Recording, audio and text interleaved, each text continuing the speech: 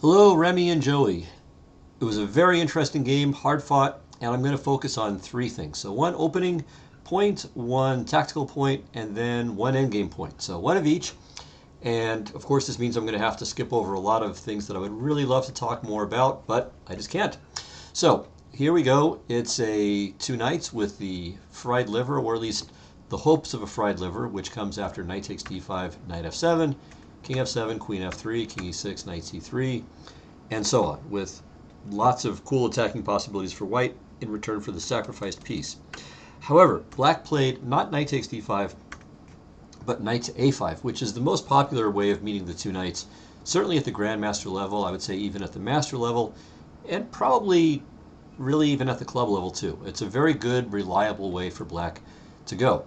Now, here white needs to play bishop to b5 check, c6, takes, and then the bishop drops back either to d3 or to e2. e2 used to be the main move for a long time now. Bishop to d3 has been the most popular way for white to continue. So white is up a pawn, but black has a nice center, is going to gain some time kicking white's pieces around, so it's about equal. So knight takes f7 though, this is absolutely the way to play against knight takes d5, but the differences here are pretty substantial. So after king takes f7, first of all, there's no queen to f3 check. It's not check at all, and in fact, black would just take a second piece. So because that doesn't work here, and also because black is just threatening this bishop, period, and so it can't even stay alive on this diagonal, this is just not a sacrifice that's going to work. So here, black is in really great shape. The two pawns are not going to be enough for the piece. Okay, so let's move on. Bishop to d3. I think black could play queen d5 here, but let's go on. And I want to get to this position. So here, I like bishop to c5. It sets a little trap, first of all.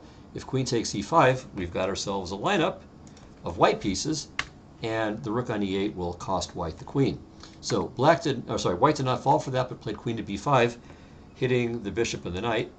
And black understandably played b6, which does allow b4, but this wasn't played.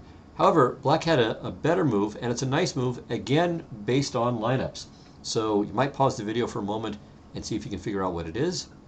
The answer, it's a greedy move. Queen takes d5. So we're taking a pawn, and we're threatening the pawn on g2, but above all, we're threatening something based on this lineup of the two queens, right? So we got the two queens lined up, one piece in the way, so that should say, look for discovered attacks. And indeed, bishop takes f2 is a biggie. And so that means that if white takes the knight on a5, well, bishop f2 check, king f2, and queen takes a5. So always look out for lineups, even in the variations you're considering, not just immediately. Okay, so now I'm going to zip way ahead to the endgame. And in particular, I guess I'll start with this position here. So white has just played the move king to g3. Now, here black played rook to f8.